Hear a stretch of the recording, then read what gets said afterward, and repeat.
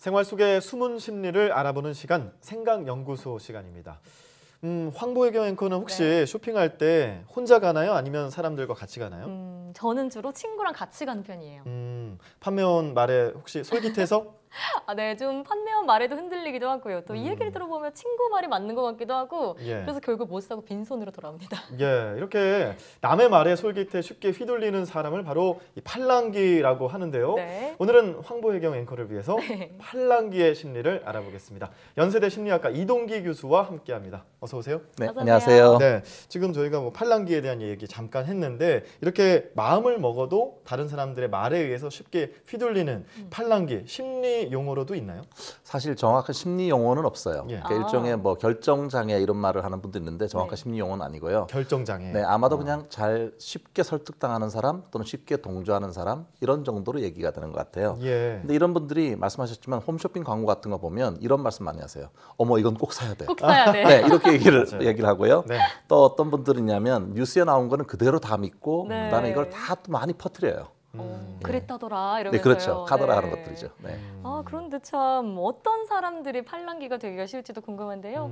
근데 아마도 개인차가 많이 있겠습니다만 일반적으로 착한 아이 컴플렉스 같은 걸 가진 분들이 많이 팔랑귀인 것 같아요. 아하. 그게 뭐냐면 예를 들어서 보험 같은 거를 살 때도 이 보험 안 사시면 만약에 사고 나시면 가족들 어떻게 해요? 이런 얘기 들으면 금방 혹해서 하는 거죠. 네. 지금 벌써 혹했습니다. 네, 그러니까 뭐 뭔가 이게 어떡하죠? 네. 예. 자기가 이걸 안 하면 다른 사람이 피해를 입는다 이렇게 하면 잘 설득되는 분이 있고요. 네. 예. 또 다른 분들은 다른 사람하고 내가 뭔가 다른 결정을 내리는 게 좀 부담스러워서 만약에 다른 결정을 내리면 나를 싫어할 거다. 이런 생각을 하는 분들도 팔랑귀일 가능성이 많은데요. 네. 뒤집어 얘기해 보면은 다른 사람하고 비슷하고 유사한 결정을 하게 되면 그들이 나를 좋아할 거다. 이것이 일종의 이제 유사성의 원리라고 하는데요. 그걸 네. 너무 과도하게 생각하는 것 같아요. 그런데 참 저도 그렇지만 우리나라는 특히나 팔랑귀가 많은 것 같아요. 뭐 치킨집이 많은 것도 그렇고요. 세계 과자점 인형 뽑기 가게 한 번 히트를 쳤다 그러면 우후죽순으로 생기는 경향이 좀 있는 것 같은데요. 그런데 우리 사회의 어떤 면이 이런 부분을 좀 부추기고 있지는 않나 이런 생각이 들더라고요. 네, 그저 지난번에 어떤 외국인 그 디자이너가 했던 말이 인상적이었는데 한국은 색깔이 없는 나라이다 이렇게 얘기를 했어요. 특히 거리에 나가 보면은 자동차 색깔이 흰색, 검은색, 검은색. 회색 네. 요거밖에 없고 옷 같은 경우도 보면 거기에 베이지 베이지 이런 거 약간 있지만 거의 색깔이 천편일률적이라는 거죠. 네. 일종의 모노 드라마 같은 모노성의 획일화 신화 이런 것들이 이제 좀 많이 드러나고요. 네. 또 실제 이제 한국 요즘 SNS가 많이 발달돼 있잖아요. 그런데 어떻게 되냐면은 많은 사람들이 다른 사람은 뭘 선택했나 이걸 관심을 둬요.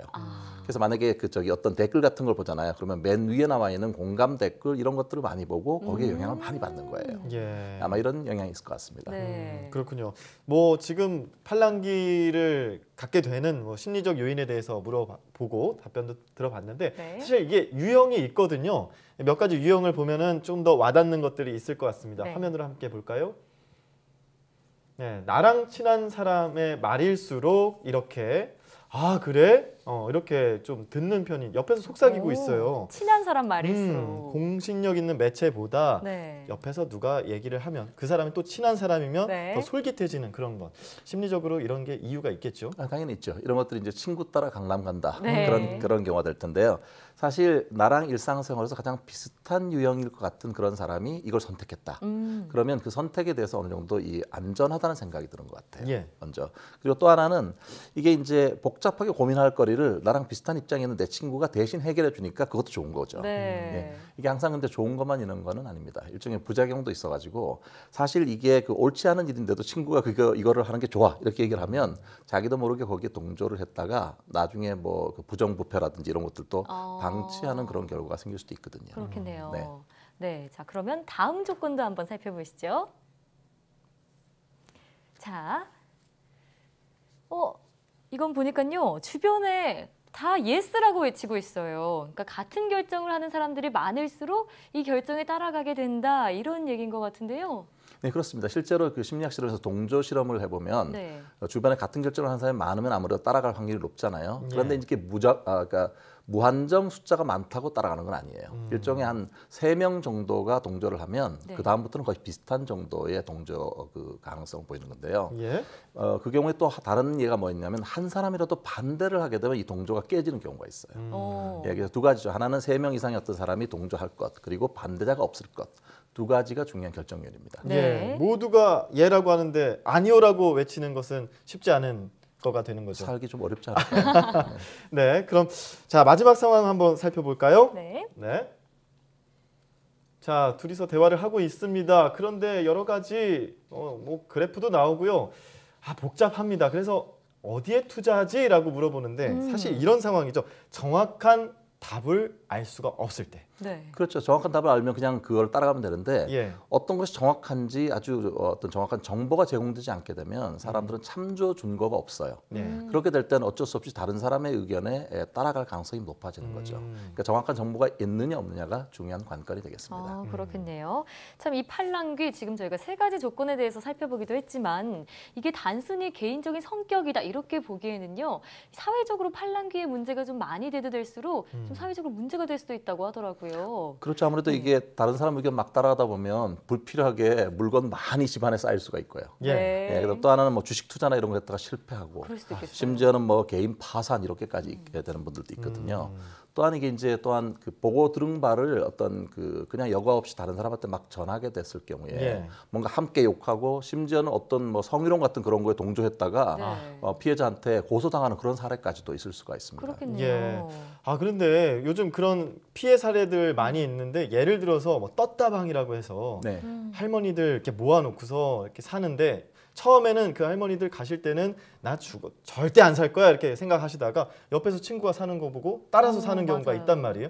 이런 거는 어떻게 보면은 심리적인 요인에서 유사성의 뭐 그런 원리가 되는 아까 걸까요? 말씀드린 것처럼 옆 사람이 하게 되면 나도 동조할 수밖에 없는 거예요. 그게 네. 또 3명 이상이 같이 하게 될 경우는 훨씬 더 그 힘이 더 커지는 거고요. 예. 아무리 그렇게 다짐을 해도 옆에서 이렇게 하면 좀 쉽지가 않은가 봅니다. 맞습니다. 네. 자, 그래서 이렇게 좀 팔랑귀들이 네. 더 팔랑거리지 않으려면 어떤 예방법들이 필요할 것 같은데요. 이게 이제 어떤 판단을 할 때 이게 이 행동하는 것이 그냥 이게 정말 나의 판단에 의한 것인지 아니면 무분별하고 정확하지 않은 정보에 따라서 그냥 내가 따라가고 있는 건지 네. 한 번쯤 멈춰 생각하는 습관을 가지는 게 좋겠고요. 또 하나는 이제 이전에 혹시 남의 의견을 따라갔다가 물건을 뭐 샀다든지 이랬을 때 그 결과가 어떻게 되는지 그 결과를 기억하는 게 중요할 것 같고요. 네. 마지막으로는 어떤 구매나 뭐 이거 물품 같은 거 살 때 생각해 보면 예. 지금 이때 아니면 못 살 것 같은 느낌이 막 들잖아요. 네. 다음번에도 언제든지 살 수 있어요. 기회는 또 온다라고 하는 좀 느긋한 그런 그 마음을 갖고 이 정보가 진짜인지 아닌지 이거를 구분하려고 하는 습관이 필요하지 않을까 싶습니다. 네. 네, 그렇군요. 자, 이게 팔랑귀라고 해서 뭔가 심리적 문제가 있는 건 아니고 이런 것들을 잘 뭐 적절하게 헤쳐나가게 된다면은 뭐 피해보다는 또 여러 사람들 간의 동질감도 느끼게 되지 않을까 하는 생각도 해보게 됩니다. 네. 지금까지 연세대 심리학과 이동기 교수와 함께 이야기 나눠봤습니다. 오늘 말씀 고맙습니다. 네, 고맙습니다.